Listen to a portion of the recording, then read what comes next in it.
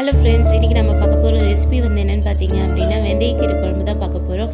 அதுக்கு ஃபஸ்ட்டு குக்கரில் ஒரு கைப்பிடி அளவுக்கு துவரம்பருப்பு எடுத்துக்கோங்க. பச்சை மிளகா ஒரு 10 பச்சை மிளகா, ஒரு பெரிய சைஸ் ஆனியன் கட் பண்ணி ஆட் பண்ணிக்கோங்க. 2 பெரிய தக்காளி கட் பண்ணி ஆட் பண்ணிக்கோங்க.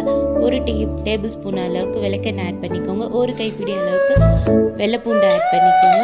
இதை நல்லா வேக வச்சு எடுத்து தனியாக வச்சுக்கணும். அந்த தண்ணியை தனியாக வடிகட்டி பருப்பு தனியாக வச்சுக்கோங்க. இன்னொரு பாத்திரத்தில் தண்ணி ஆட் பண்ணிவிட்டு வெந்தயக்கீரையை நல்லா வாஷ் பண்ணி அதில் ஆட் பண்ணிக்கணும்.